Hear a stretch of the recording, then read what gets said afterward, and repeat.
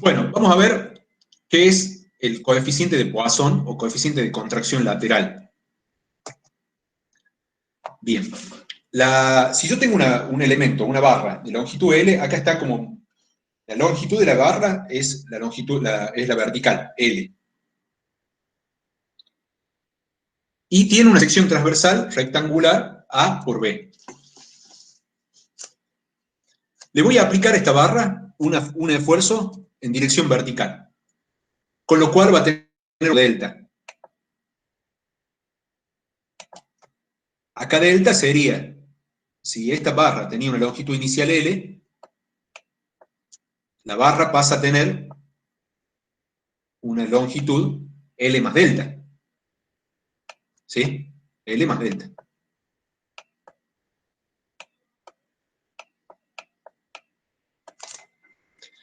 Ahora, lo que se puede ver es que esta barra, además de experimentar una elongación longitudinal en la misma dirección del esfuerzo, va a tener una contracción lateral en las direcciones perpendiculares al esfuerzo. O sea, en pocas palabras, si yo tengo la barra de longitud L y lados A y B, cuando le aplico la fuerza en dirección vertical, como es una fuerza de tracción, L se alarga, A se achica y B se achica, se contrae lateralmente. Cuando yo hablo, fíjense que yo acá había puesto L más delta, pero delta, ¿cuánto vale? Delta es E por epsilon, epsilon delta sobre L.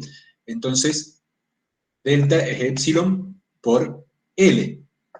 Entonces, cuando yo hablo de la longitud final de una barra, puedo decir que es la longitud inicial por 1 más el epsilon experimentado.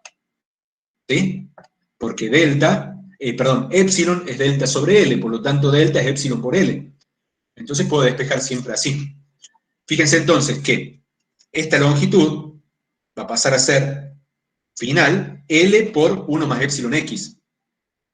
A va a pasar A por 1 más epsilon i, pensando que la dirección i es en esta dirección. Y B va a pasar a ser el B inicial por 1 más epsilon z. O sea, z sería esta dirección y x la dirección longitudinal. Fíjense que está puesto como más, porque siempre está bien. 1 más epsilon x, 1 más epsilon y, 1 más epsilon z. Lo que pasa es que epsilon x, epsilon y epsilon z pueden ser positivos y negativos. Son positivos si no son alargamientos y son negativos si son acortamientos. Entonces está perfecto. Nada más que en la dirección epsilon y epsilon z van a ser negativos y epsilon x va a ser positivo. Bien. El coeficiente de Poisson. Fíjense que el alargamiento está en la dirección de la fuerza. Entonces, este epsilon x que yo tengo acá, yo lo puedo calcular porque epsilon x está relacionado con, vendría a ser delta sobre L. Entonces sería delta es n por L sobre A, entonces epsilon x es el esfuerzo normal sobre E por A. Lo puedo calcular perfectamente y el esfuerzo normal es igual a P. Ahora, eso es la dirección del esfuerzo. En las direcciones perpendiculares, epsilon i y epsilon z, que son las contracciones laterales, aparece lo que se llama un coeficiente de Poisson, mu. ¿Qué me dice entonces? Que epsilon i y epsilon z van a ser igual a menos mu por epsilon x. Entonces yo epsilon x es n sobre área, y después epsilon i y epsilon z van a ser iguales a menos mu epsilon x. Ese valor de mu va a depender del material. Es una constante elástica del material, así como lo es el módulo de elasticidad longitudinal. No todos los materiales tienen el mismo valor de E, bueno, no todos los materiales tienen el mismo valor de coeficiente de Poisson mu. ¿Sí? Bueno. Vamos a analizar cuánto vale, queremos saber qué implicancia tiene este factor mu y cuánto puede valer en función del material. Para eso lo que vamos a hacer es analizar el volumen de la pieza antes de deformado y el volumen de la pieza después de deformado. Antes de deformado, este cubito tiene A por B por L, antes de aplicar el esfuerzo. Bueno, esto es lo que hablábamos recién de las deformaciones. El volumen inicial es A por B por L. El volumen va a ser A por 1 más epsilon i, por B por 1 más epsilon z, por L por 1 más epsilon x.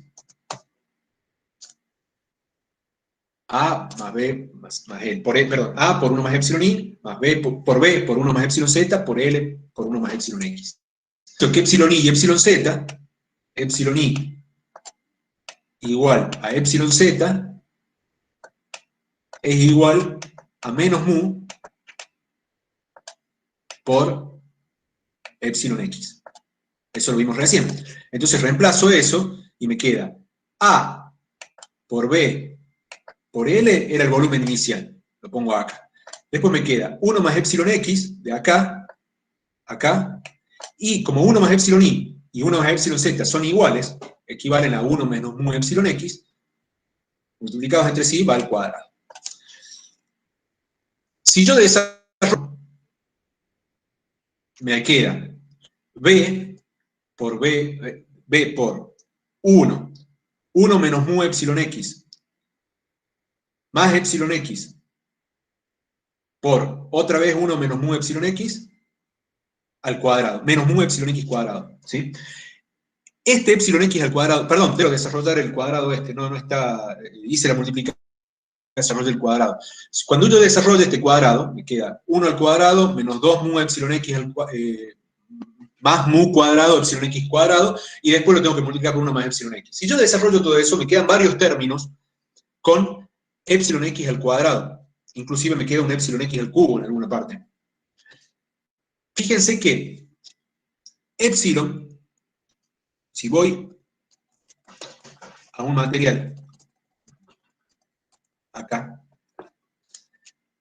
la tensión de fluencia, por ejemplo, para un acero, esta tensión es en el orden de 2.400 kilogramos por centímetro cuadrado. El módulo es del orden de 2.100.000 kilogramos por centímetro cuadrado. Entonces, el epsilon de fluencia, o sea, el máximo de epsilon que yo voy a estar trabajando en un acero, y anda en el orden de, depende del tipo de acero, pero en este caso que acabo de hablar es 1,2 por 1000. Hay aceros que tienen 2 por 1000.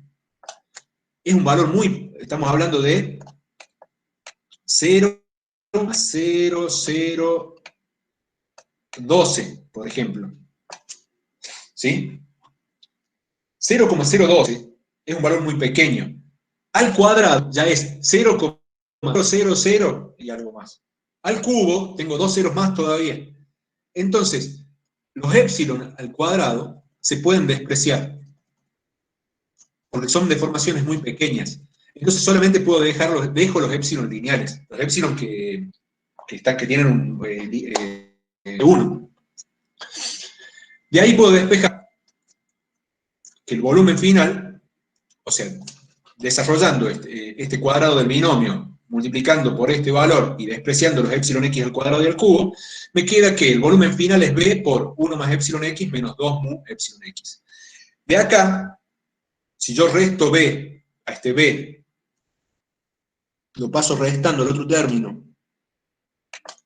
a este B lo paso restando al otro término y después divido todo en B, me va a quedar que la variación volumétrica relativa, o sea, volumen final menos volumen inicial sobre el volumen inicial, me queda igual, despejando de acá, me queda 1 menos 2 mu por epsilon x. Ese es el valor de la deformación volumétrica. Ahora, piensen ustedes, ¿qué quiero ver yo acá? ¿Qué valor es lógico? Es lógico. Imagínense, si yo tengo una pieza sometida a una tracción, ¿qué va a pasar con el volumen? ¿Se va a incrementar o va a disminuir? Lo lógico es que aumente el volumen, no que disminuya. Estoy elongando. Ahora, si el material fuera perfectamente libre, yo cuando le aplique no va a variar su volumen. ¿Sí? Cuando ustedes tienen un material incompresible, le aplican un esfuerzo de compresión, se expande lateralmente y no varía su volumen. Eso sería un material perfectamente incompresible. Ahora, pero siempre es, en el peor de los casos sería eso, que el volumen no varíe, el delta B igual a 0. En otra forma, si varía el volumen, cuando yo aplico una tracción, es de esperar un incremento de volumen, no una disminución de volumen. Si aplico una compresión, no hay ningún material que yo le aplique una compresión y su volumen aumente. En el peor de los casos se mantiene igual, pero si no disminuye, ¿sí? Entonces, viendo esto, delta B, fíjense, delta B relativo es 1 menos 2 mu por epsilon x. Por lo que les decía, la reacción volumétrica delta B tiene que tener el mismo signo de epsilon x. O sea, si epsilon x es un alargamiento, delta B tiene que ser positivo, tiene que incrementarse el volumen. Si epsilon x es un acortamiento, el delta B tiene que ser negativo. Por lo tanto, como delta B tiene el mismo signo de epsilon x, este término 1 menos 2 mu tiene que ser siempre positivo, para que se mantenga lo que hablaba de los signos. Si 1 menos 2 mu tiene que ser positivo, despejando, mu tiene que ser menor o igual a 0,5. No hay ningún material que tenga mu mayor a 0,5. Es más, fíjense, si mu vale 0, la variación volumétrica es nula, ¿sí? Entonces podría decir de que ese mu, 0 por ejemplo para un caso cercano a una goma, no hay ningún material que llegue justo a 0,5, pero sería un material incompresible. Incompresible. El acero anda en el orden de 0,3, hormigón y piedras en 0,15, fundición también 0,20, 0,25. Y tengo materiales como el corcho, que son perfectamente compresibles, el cual mu es cercano a 0. Que sea cercano a 0. De que no experimenta la deformación. O sea, si yo lo tracciono, tiene poca contracción en dirección perpendicular. Eso sería un material con mu igual a 0. Material perfectamente compresible. Y el incompresible es más cercano a 0,5. Todo lo que acabamos acá también es válido si la fuerza P, en vez de ser de tracción, es de compresión. Nada más que, si la fuerza P es de compresión, L se hace más chico y P se expande lateralmente, pero todo es válido porque las deformaciones X, epsilon y epsilon Z, son por epsilon X.